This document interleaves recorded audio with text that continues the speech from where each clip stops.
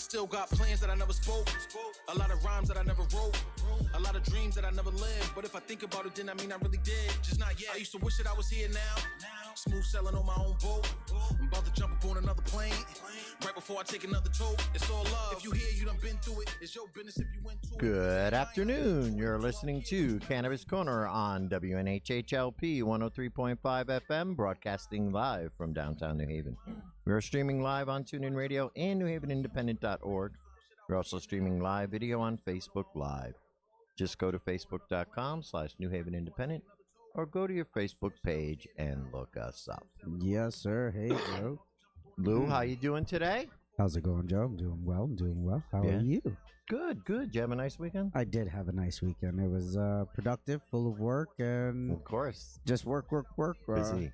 Busy. We're moving into the holiday season, so we're trying to make sure that we have everything going on. Plenty of good hemp Plenty of good hemp pre-rolls and product. CBDs ready to go for the holidays. Tons of CBDs for the road For gifts.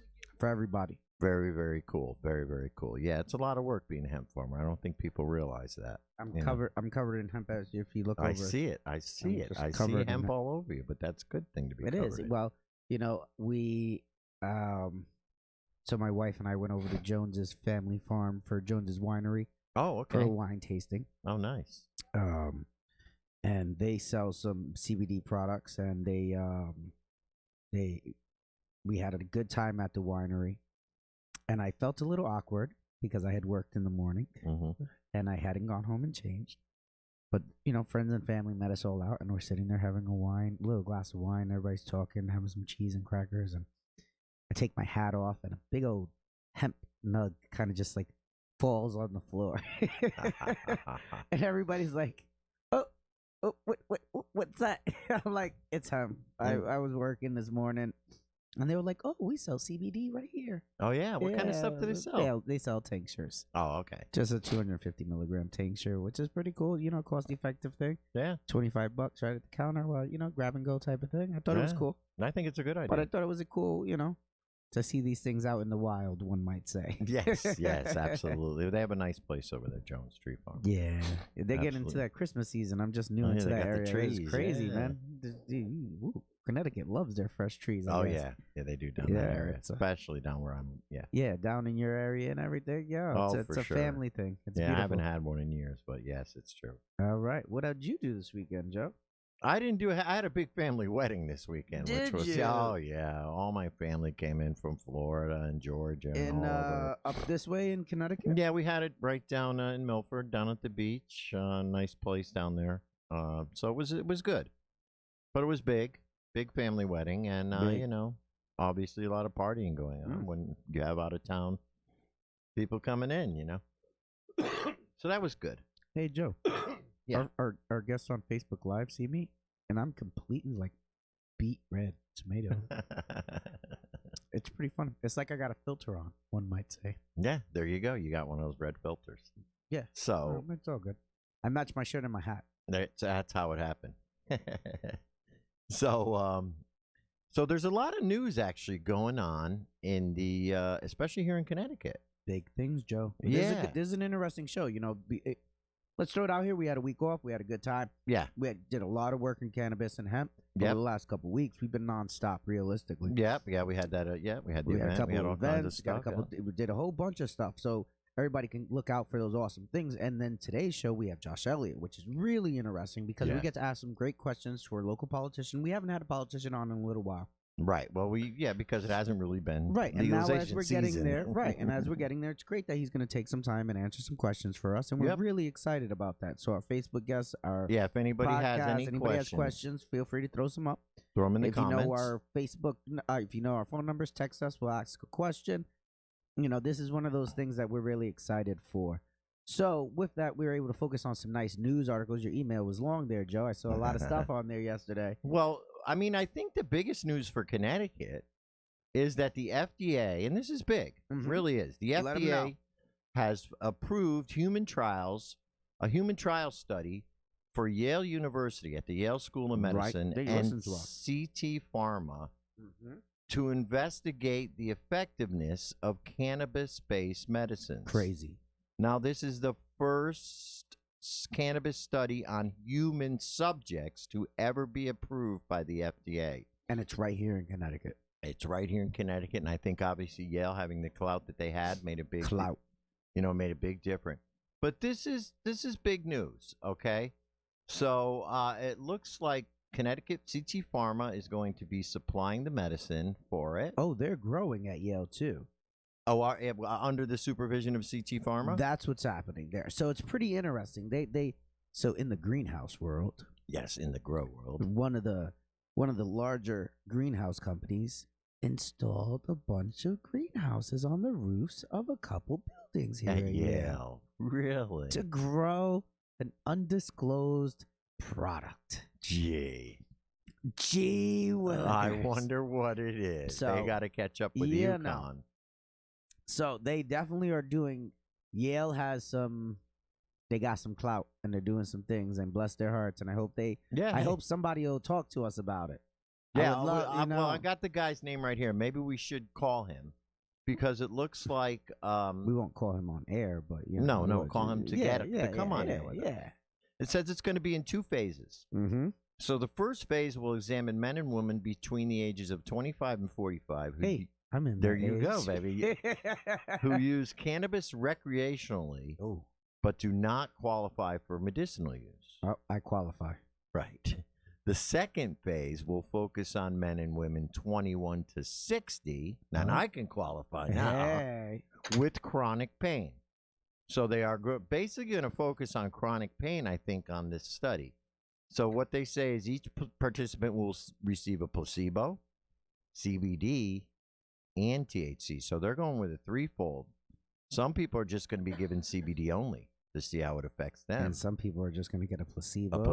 And some people are going to get THC. Well, this is going to be one of those that the placebo and the CBD effect, there's some people that might, people might, some people are like, well, the CBD works for me and it gets me all messed up. And I'm like, how? Like, it really doesn't. No, it's in their brain. Yeah, just, okay, if you say so. And then I have some people that oh man, I took this THC medicine off the prescription and it didn't do anything. I'm like, crazy. Wow. I was stoked. Like I was flying like a kite. And you're telling me no? Yeah, so you're going crazy there. I don't know. Exactly crazy. Right. So that's a triple blind study there, Joe. Yeah, the side effects such as vital signs of heart rate, systolic and diastolic blood pressure, and clinical symptoms will be assessed. Now, what munchies on the list? The munchies are on the list. Now, what they say is their hope to come out of this with a new U.S. FDA-approved medicine like Epidiolex. Michael Fidel, the board chairman of CT Pharma, told that he hopes the study will result in the first FDA-approved cannabis-based medicine to be manufactured in the U.S. Yep, that's because CT Pharma already has these little tablets you could buy. These microdose tablets. Yeah. And that's what they're going to say. They're going to say, all right, we're going to put 5 milligrams of this, 6 milligrams of this, 4 of this, and then microdose tablets, and boom. Then they're going to patent it, and it's going to be theirs. So that's really not the even goal. Strain-based. Yeah, this is the goal. It's going to be straight THC, CBD. They're going to mix ratios, and they're going to be able to put it in a tablet and then sell it like a pill. Yep. And see the face? So, right, Lou's not happy about that. Now, that means that's just another door opening for Big Pharma to get in the weed business. Well, and they're going to strip it. Well, that's even with boutique hemp, man. I'm doing boutique CBD, and we're having a grand old time. Yeah? Strains, connected with, went and saw our buddy Mike up at D&G Ag Tech. Yes. And we had a good conversation there. Picked up some, because I support other farmers. Right. Because they support me. You picked up some of his. I pick up some of his stuff, and he picks up some of my stuff. And nice. We work together, and we do it with a couple people, and it's awesome. And as this continues to grow, the amount of cooperation and friendliness in the hemp industry is so different than the cannabis industry, because we watched it go legal up there, and we watched them fighting. We saw all the extra stuff. Man, I cannot say that about the hemp world. And you're a CBD distributor, Joe. Yes. I think you're feeling the love, right? I do. I feel a difference between the hemp world and the cannabis world for sure. Yeah, like I think there's more of a farmer mentality yeah, in the hemp world. yeah, It's more of an agricultural. The people you're working with are real yeah, farmers. yeah, A lot of people who've gotten into it are people who've been farming for years in other crops. yeah. And their mentality has always been to support each other, Mm-hmm. help each other out. So I like it. I like Yeah, it a lot. I yeah. like it a lot. I'm liking it.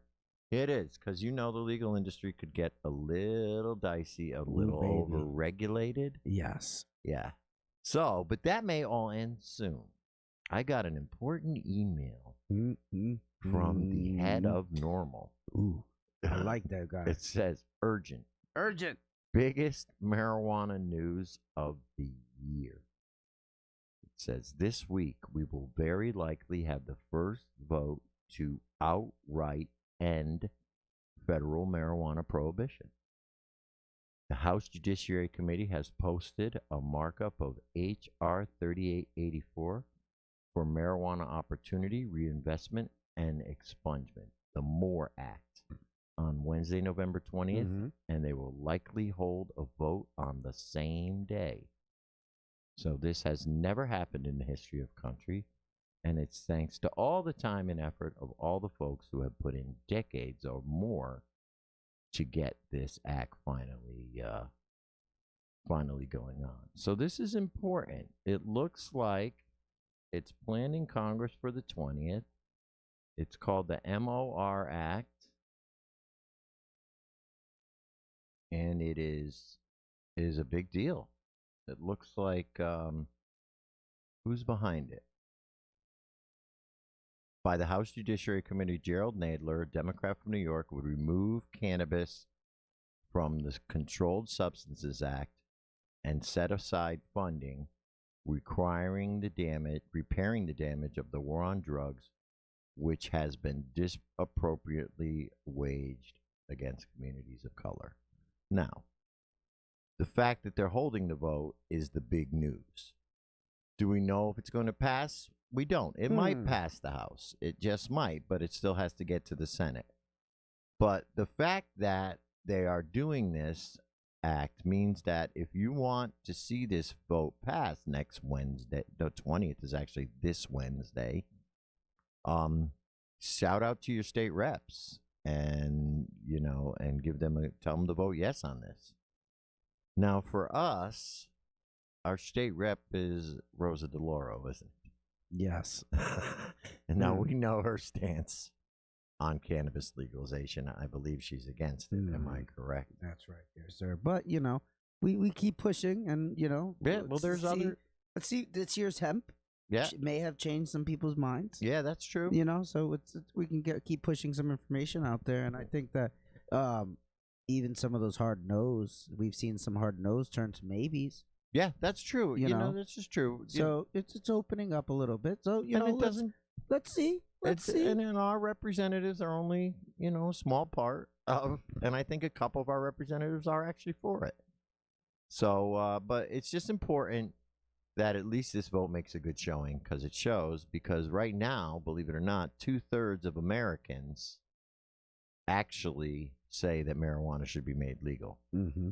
So we're talking. 2/3 is like 70%.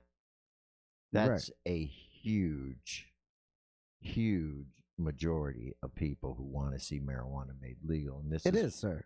And this is why it doesn't surprise me that the federal Congress is finally starting to take a look at it and do something about it, So, it says 67% say that the use of marijuana should be made legal.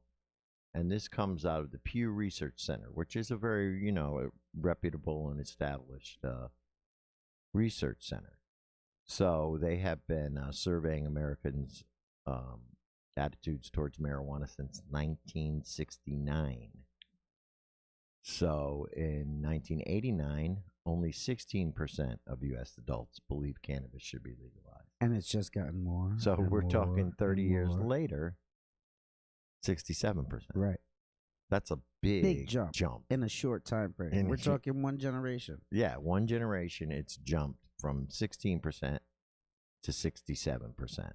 So I think it's time, and that's what we're going to talk to Josh Elliott about a little bit today. And I'd like to see, let's see if we got any questions here on our thread. But I'd like to see, I'd like to ask him a little bit about if there is a realistic chance for what there, Joe? For legalization in Connecticut. So I'm looking for. Nobody has given us any questions to ask Josh. So I guess that we're gonna go in. We're gonna just have to go in. We go in. Yeah, we just have to go. Well, the idea is as we continue to talk, and we're going to see what time we got here now. It's 1:18, so he'll be calling in a few minutes. Pay the bills, Joe. Yeah, you're listening to Cannabis Corner on WNHHLP 103.5 FM, broadcasting live from downtown New Haven. We are streaming live on TuneIn Radio and NewHavenIndependent.org. We are also streaming live video on Facebook Live. Just go to facebook.com/New Haven Independent or go to your Facebook page and look us up. Well, one thing I do want to talk to him about is this most recent controversy that's going on about legalization as far as the tolls. And the senators in the House basically saying, the senators, up there in Hartford saying that we don't support tolls anymore and we think you should be using marijuana legalization money and gambling money to fix the roads. Right. We did just get one question in there. Just please ask Josh if there's any talk about patient home grow being added to the legalization bill. Oh, that's on our list. That is good. We will definitely make sure to say that. Not a problem. There's on our list. There's a few things I want to talk to him about. Basically this whole regional approach. With that regional approach, yes, the equity groups from all over the Northeast are actually getting together as well. On the December the 7th in New York City. We're going to have Jason Ortiz on the 2nd to talk about what's going on with that whole summit. If you're interested in hearing about that summit or anything else, look online. Tri-State Equity Summit, December 7th. I believe it's at Civic Hall in New York City. That's over on 22nd Street. And go ahead and jump online, and there's information all over the internet there off of our pages. We usually share a lot of that stuff. So you can or jump on Jason Ortiz or Minority Cannabis Business Association or any of those those pages and buy some tickets and get on down. Yeah, I think it's very reasonable. We're going to get some press passes for Joe, and our firm has we're actually sponsoring the event. Oh, nice. Yeah. So I'll be speaking. We're sponsoring. Great. And that's a Saturday, so most people should be able to make it. Yeah, we're really trying to support where those that have supported us. So it's New York, New Jersey, Connecticut, right? Yeah. The tri-state area. Yes, sir. Right. So Connecticut is lucky. They get to go to both. Yeah. They get to go to New England Summit and the Tri-State Summit. All right. Our caller is in. Hey, welcome to the show, State Representative Josh Elliott. How are you? And you're from the Hamden District. Am I correct, Josh? You are correct. Hello. 1:15, so I kept you in for a few minutes. Hope you were okay without me. No, we're fine. No, we appreciate that. And your constituents can actually get to listen in live. That's one of the awesome things about having one of the local representatives here because everybody can hear you. That's right. That's right. This is your area. So how are you doing, Josh, and how are things going on the legalization front? Life's good. I think that there's this misperception that session ends in June, right, and we get all this time off until next February, where I think I'm almost doing more work in the off session than I am when I'm up there, trying to figure out where problems were in terms of pushing stuff, figuring out who I need to have a relationship with, who I didn't, figuring out who institutional players are, and so I'm spending a lot of time, building those networks so that I'm more effective come next year. Right. I'm always optimistic about where we are with legalization, and then always getting surprised by the setback. So I'll put it this way: there's a few things in our corner next year that we did not have this year. The first is we have UFCW, which is a labor union in Connecticut. I believe it's representing commercial workers. They are now putting their full weight behind legalization. Oh, so it's the first time in Connecticut that we have had an organization that actually does the lobbying and the outreach to constituents and really pushing people, specifically elected officials, on getting there on this issue. So that is huge. The other aspect is that the governor is more prone to pushing this in a way where he hadn't before. There is a difference between saying that you are in favor of something and then actively doing the work to get something over the finish line. So I think what we're going to see this year, coming into next year, is more of that push. We're already seeing that by the way that he's talking with and negotiating with other governors to come up with some sort of framework that works for the whole tri-state or even New England area. And then more so, all the mistakes that the team is making in terms of some other legislation, I hope that they're taking those lessons and will then ultimately turn that into individual conversations with some of the holdouts, with some of my colleagues that just aren't there and need a little bit more love from the administration. So those are the good things. The bad thing is that we have the same body. All the same people that we had this year, we have next year. There's no change there. There's a couple special elections, not enough special elections to change the numbers in any dramatic sense. So, the people that were no's, I'm going to assume, unless there's been some sort of divine intervention, are still a no going into next year. But there's reason to believe that there's going to be a bit more push on those folk to get there. Okay, so what did we fell short like 6 votes last year. Is that about the right number? It is sort of a squishy number because it's one of those things where as soon as you get close, people feel like there's like this reverse magnetic attraction where you get close to that number and you're like, well, I don't know, if you have the votes, then you don't need me. So let's say somewhere between 6 to 15. Right. So there's still some fence sitters on there that are pretending to be yeses, but they're really no's. Okay. There's a lot of people that if they don't have to vote on this, they would rather not. Right. Force them into the chamber. They have to vote. Maybe there's a yes, but there's a lot of people that just aren't really willing to commit either way. And there's a good number of people that have a very specific problem with legislation, whatever the case may be for whatever that person is, whether it's the age that you can be purchasing legal cannabis, or whether it is whether you are going to have a system where you have home grow, or whether it's going to be doing something for the medical marijuana program and opening it up to more people.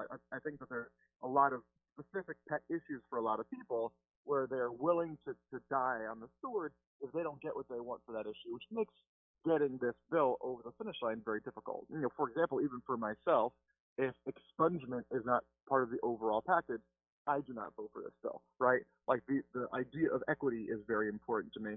But, for different people, it's a different premise. For some people, it's the monetary issue. For some people, it's the combating the black market issue. So there's different reasons for different people. And for some people, I think this is true even for the governor's office, it's an issue of what can I do that will be politically popular, which I don't find to be necessarily one of the strongest arguments for doing something up at the Capitol. But for other people in different positions, they find more merit in that approach. Right. So, yeah, and I think a lot of what the controversy has been about is where the money is going to go. And I see now lately the senators are now saying that instead of doing that, they don't support tolls anymore, and they would rather see the money from marijuana legalization go into improving roads. However, that's not really what the bill that was written. That's not the way the bill was written, and I don't think that'll go over with a lot of people. It might even prevent it from happening. So a couple issues there. One is to say that the senators aren't there anymore. The Senate nor the House has really ever been there on tolls. Right. I would say we were closer in the House than perhaps we were in the Senate. Maybe it got a little bit closer after this last election cycle. Sort of what I was alluding to as to whether or not the administration is learning its lessons. I think that there's a lesson to be learned in how we are all approaching this tolls issue. Historically, the governor has the power of the checkbook, which means that if the governor wants something, they should usually be able to get that thing done at a cost, right? So if you go to some of my colleagues in, let's say, the west side of the state who are holdouts and say, hey, listen, what projects are you looking for? Now, if you put some money into education spending or whatever it is that is good for the state anyway, and then these representatives can go back to their constituency and said, yes, we got tolls, but we got something for it, for Right. us specifically. There was a reason and a premise for us to hold out for this long, and this is what that was. You sort of allow people off that hook. Now, what didn't happen was this very real sense of communication with individual people, and the sense that we're the executive branch, you have to do what we want you to do. That doesn't really work when everybody in the legislative branch is their own king and queen, and they're co-equal branches. So Right. I think that there's lessons to be learned there, and I think that they can be specifically applied to this issue as well. And then the other problem with linking transportation and any sort of cannabis revenue is that there's this inclination when you are trying to do something big to be rosy in your projections. I am very, very cautious about using rosy projections from cannabis revenue. We've already seen that it's coming in under projection in other states. Not to say that it doesn't do a good job of filling coffers for, local school systems. On the other hand, even if we take the rosiest of projections and say 60 million of revenue a year, I would much prefer to say about 30 million revenue a year. But let's say you say 60, we're looking at hundreds and hundreds and hundreds of millions of dollars that need to go in infrastructure spending. Cannabis is a drop in the bucket when it comes to the overall need.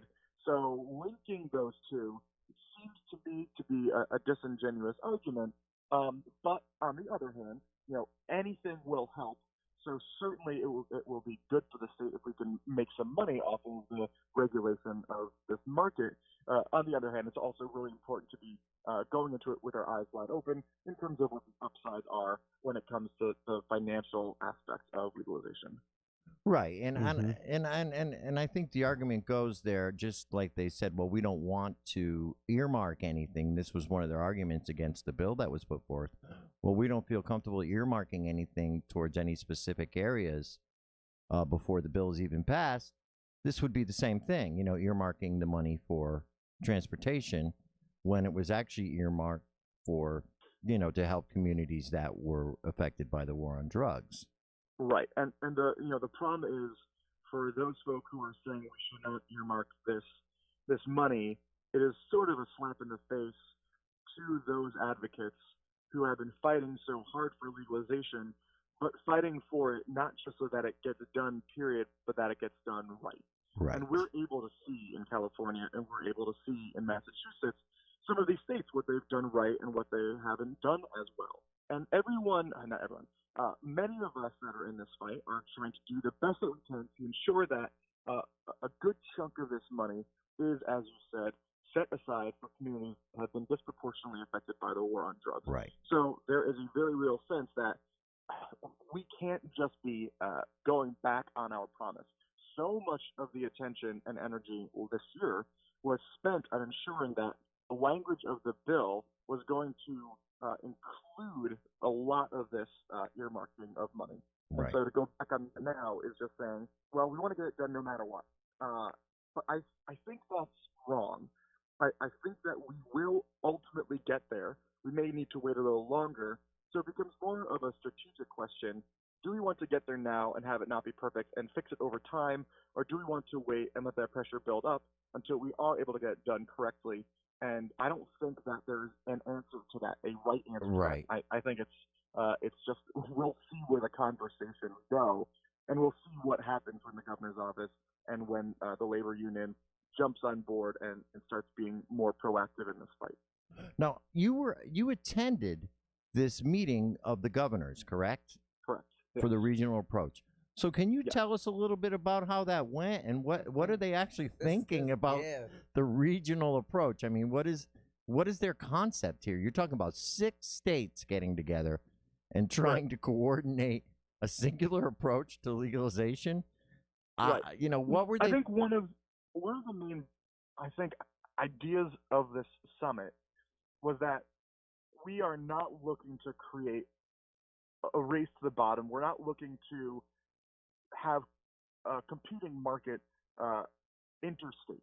We are looking to have something that is comprehensive across borders so that you don't have somebody who's shopping around for the cheapest price due to whatever the tax burden is. Right. So that is why we're trying to make things as easy and as streamlined and as similar between the states as we possibly can.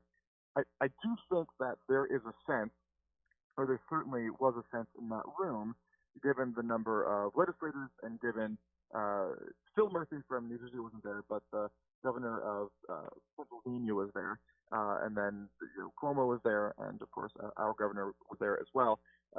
There was a sense to the dialogue in the room that this was something that was going to happen.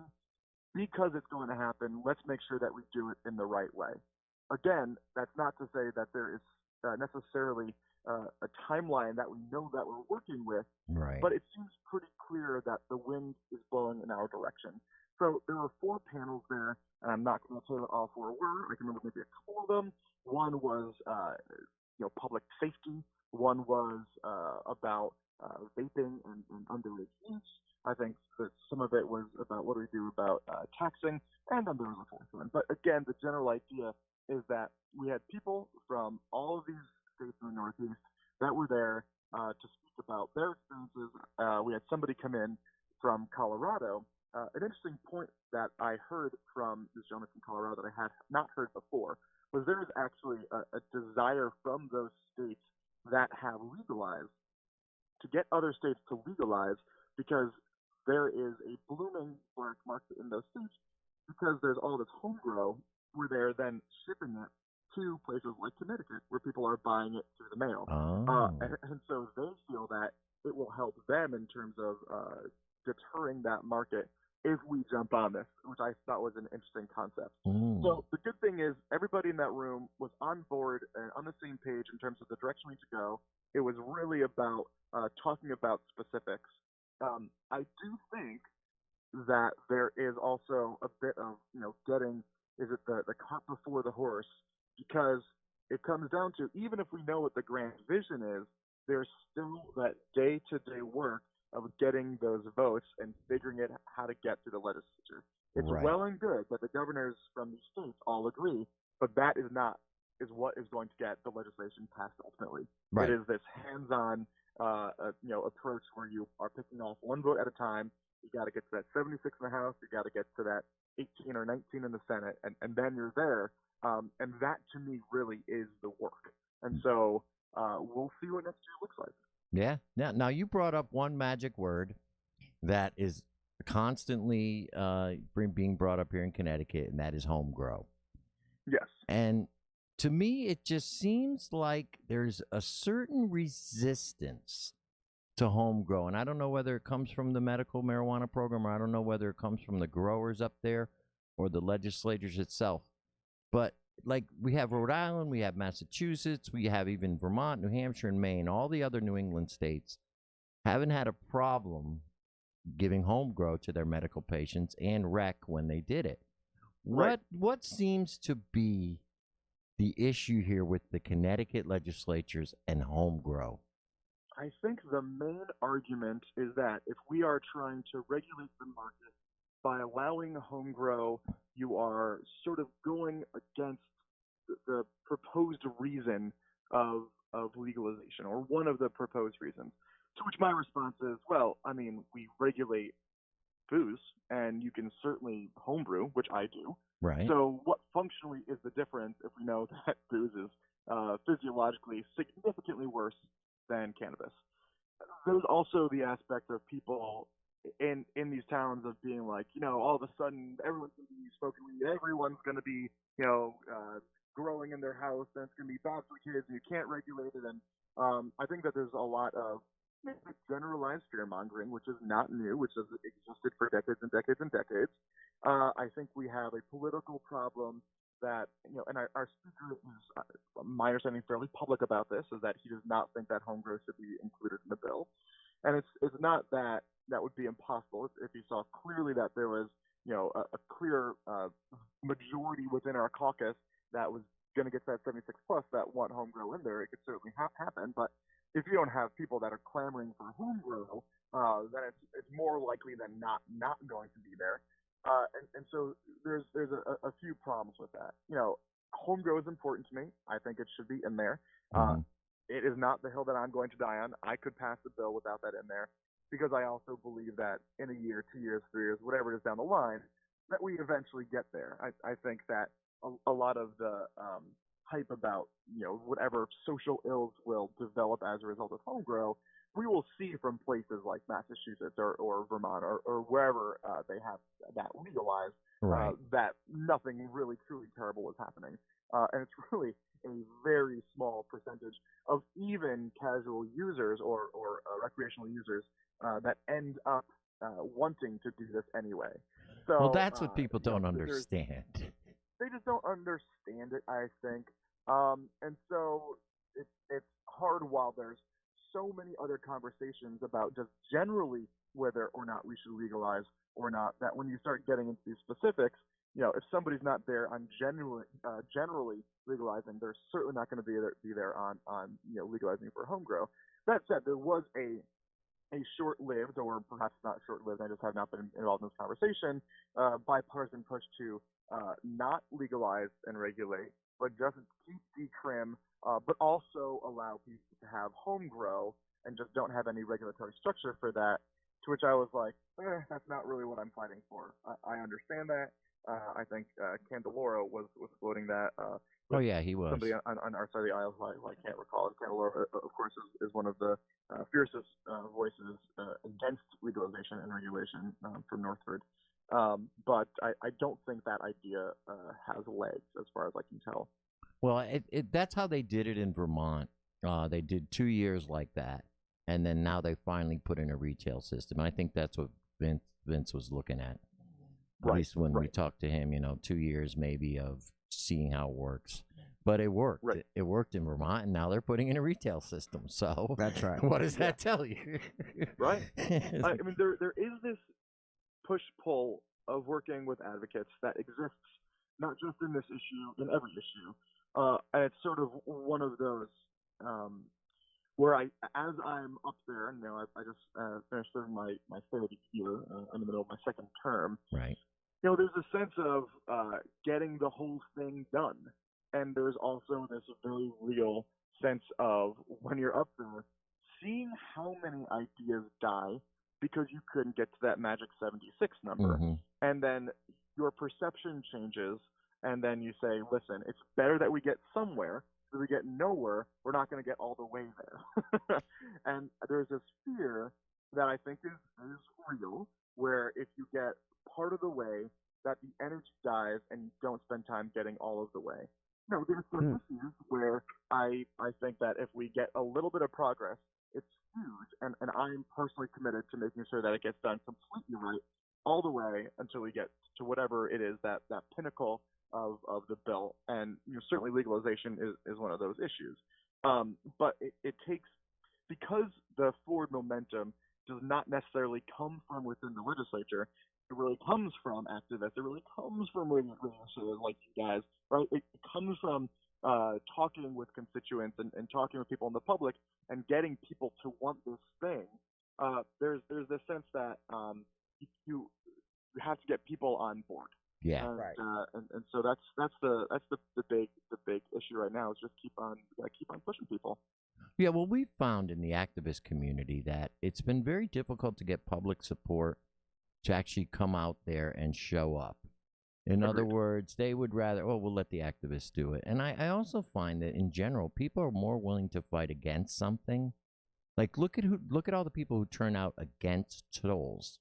Yeah, that's correct. Compared to the people who turn out for legalization. And even though they're probably the same people, and you probably have just as many people in the state who want legalization, they don't come out in those numbers because they're just either not willing to show their support, or they just figure, they're going to do it anyway. I don't know what it is, but I think that's been our biggest problem, is getting the public to show their faces and call I you would say guys. there's a couple issues there. The first is this idea of loss aversion, and that we are so much more inclined to be fighting against loss than fighting for gain. Right. At fairly disproportionate percentages. So, I'm thinking of one bill that came up this year, which would have eliminated the ability of brewers to sell directly to the public and have to go through third-party distribution. And within 3 days, that Bill could not have been more dead. I mean, everybody in the state and their mother were calling up the legislature, and there was some frustration about from the folks that put us up. It's like, why are you directing people towards us? Just give us a heads up, and so recommend for me. At the same time, it was also very instructive. Can you imagine that amount of energy and attention on something as simple as, let's say, health insurance, right? Right. At the very least, you would think that people who were for the brewing industry would be also for legalization as well. There's also the problem of this connection from government, and I'm speaking as somebody who, I would say, a year before I got elected, I don't even know if I could have told you who my senator or my representative was. So I'm certainly not one to shame anybody for not knowing a whole ton about the way that our government works. I have learned the vast majority of what I know, if not all of what I know, in the past 3 years. Right. And you need to know how to go to cga.ct.gov. You need to know what our schedule is. You need to know what committees is coming through. You need to have a relationship with your rep or senator. You need to be constantly figuring out when these hearings are, when to show up, and it's not easy if you're on the outside. I'm there day to day. I know exactly what's going on with every bill. I know how to log in and make sure that I get emails to know when something's scheduled. But I'm in a very specific position to know those things. Right. And so it's very, very different. And so it's also one of those things where it's like there's so much to learn. It's hard even to know where to begin as somebody who tries to explain the process to as many people in as many facets as possible, because there's really a lot to it. And I understand the sense of how overwhelming it is, and just hoping and praying that there's people up there in that building that are doing the work that you want them to do. And there are, and there's some of us, but still, do we have that 76 and do we have that 19? And I was speaking with the majority leader last week, and we were having a conversation with an advocate I'm working with on this bill that would make telephone calls free for incarcerated people. And it's, you can get to 70 and you can think you're there and you can feel good, but getting that last 6, that's the work. That's really difficult. And people are not inclined to just change their mind off the cuff. There has to be long, sustained work in getting somebody to change their mind if they're already set on an issue. And for something like legalization and regulation of cannabis, it's not something that's just entering the fray. This has been talked about for a while now. There's like the people 5th that year. are up there generally have a set opinion. Yeah. So, well, Josh, you have definitely enlightened us on a lot of issues. Great. So when does the session start now? We're starting in February, is that correct? We start early, mid-February. We go to mid to late May. And it's not our budget year, so we'll make some corrections to the budget, but by and large, we're done. That was all finished up this year, so no big fights. On the other hand, it was also, there's a part of me which is grateful that I have not had to go up to Hartford to vote on anything. There's also a part of me that's frustrated because it means some of the work that still needs to get done in the off session isn't getting done, or is getting done but isn't getting done in a way where there's finality to some of these issues. But right. be that as it may, I am looking forward to being back in session next year and fighting the good fight. Yeah, no, you got a lot of things to work on this year. No, we always have appreciated your hard work, and on all the guys up there in the Progressive Caucus and all the people who have been working really, really hard towards marijuana legalization. And this year we're ready to start again. Let's just hope we have a good, better leg up, and and we got support from the public. I mean, what would be your biggest piece of advice that you can give to us as the cannabis community, but just the public out there, how we can help, and what can we do to contribute? Build those individual relationships with the senator and the rep. Just be shameless. Yes, they are going to ignore you, not because they aren't doing their job, but because there's a bandwidth problem. But if you're the person that is respectful and that calls every week, and maybe you talk to their aide every single time, and you say, hey, what's the best way to get in touch with so-and-so? Is it email? Is it a call? And you're just consistent, and you're somebody who, if you are somebody who has their head on straight, and you can have a cogent conversation, and you're not just going to rail at somebody, those are people that we want to have conversations with, because we recognize that if you're having this conversation with us, you have this conversation with other people. And so if you can spend time developing that relationship with your rep and your senator, it takes a very small number of people to get in somebody's head as, oh, this is a subtype of a worldview that will have political power in terms of voting, in terms of keeping me in office, Right. or at the very least in terms of what's out there and maybe I should be changing my mind. In some ways, this can be a bad problem. I'm not sure where all of the viewers are on this issue, but in terms of vaccination, it's a very small percent of people that are, up there and advocating against ensuring that our children are vaccinated in the school system. But they're loud enough and they are aggressive enough where there's a lot of colleagues that have fears and concerns about being too aggressive on this issue. Mm-hmm. So I would say in terms of legalization, it is about consistency. Getting aggressive as that, huh? Yeah, and I think often about how the national popular vote got passed, and there were some advocates from New Haven who were there once a week whenever we were in session, and just consistently there over 2 years having individual conversations until it got done. And so it is just about being present, about being consistent, about being cogent, about not getting angry. You can certainly be frustrated. There's a lot to be frustrated by. But if you come at it and saying, we're going to vote you out, or you're a bad rep, or whatever you want to say, that is doing, that is working against you. The best thing you can do is try to convince people to get there in a way that's respectful. A lesson that we all have to learn probably over and over because it's so much easier to get angry. But it's just about that consistency. So constant, like chipping away at the stone. Chipping away. Chipping away at the stone. All right. One little bit at a time. One little bit at a time. Well, Josh, thank you very much for spending the time with us. We'll probably talk to you again during session. But how can people reach you if they need to get in touch with you? I am at josh.elliott at cga.ct.gov. That's 2 L's, 2 T's. I'm also on Facebook. I don't do Instagram. I don't do Twitter. I can't do all of it, but email and my Facebook page are certainly easy ways to get in touch with me, and I always get back to people. Much appreciated, Josh, and we'll see you up there this next February. Sounds good to me. Good chatting. All right, great. Talk to you soon. All right, take care. Bye-bye. Have a good one. That was interesting. That was a fun. very good conversation. I didn't get to ask him about the THC limits, but I wanted to really get into the home that was a big thing. Let's pay some bills. Oh, yeah. You're listening to Cannabis Corner on WNHHLP 103.5 FM, broadcasting live from downtown New Haven. We're streaming live on TuneIn Radio and NewHavenIndependent.org. We're also streaming live video on Facebook Live. Just go to facebook.com/NewHavenIndependent or go to your Facebook page and look us up. And follow us on Cannabis Corner New Haven on Facebook. So we're getting close to our time, Lou, but I did want to say a couple things. The Connecticut Normal meeting is this Wednesday night at the Cellar on Treadwell. Go on down.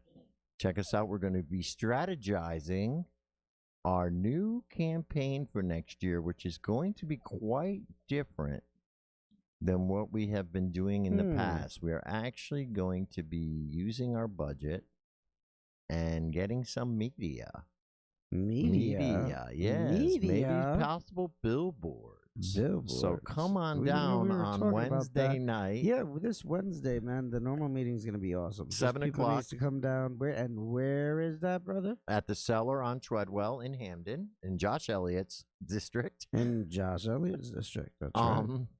And then also on the 7th, as we talked before, that we'll be having the Tri-State Cannabis Equity Summit, and that is in New York City on December the 7th. Jason Ortiz will be on the show on the 2nd to talk a little bit more about that. But that is for anybody who would like to come out and discuss what we were discussing with Josh here. That's right. Equity in cannabis and how we can make sure that whatever bills are put through this year or next year, not this year, include a good amount of equity in them and that are fair and equitable for everybody involved, include, people who have been, extremely 100% damaged by the war on drugs. So it's very important to do that. Let's see. Canna Health in Milford will be open this Friday from 12 to 4.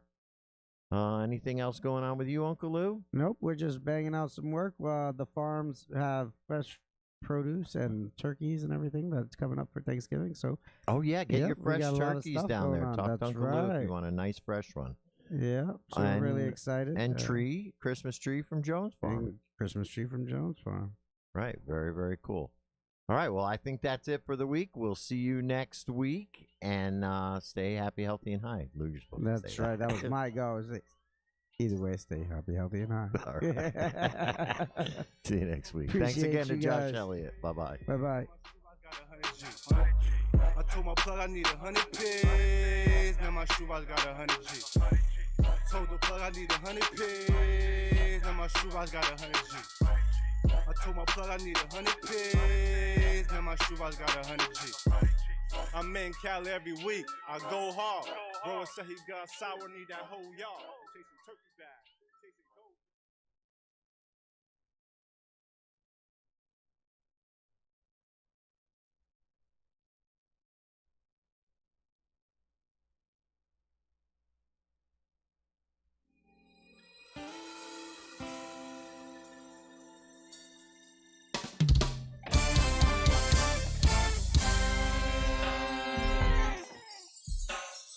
Baby, I'm here. You asked me to swing by. It's the middle of the night. Is it that you'd like to continue last night? I noticed that you dimmed your lights. Thirsting for what you tasted. I don't want your body wasted, so I'm putting in that overtime. It's like I found a 4-leaf clover. You were sad 'cause you thought it was over. I know my uncle's still part of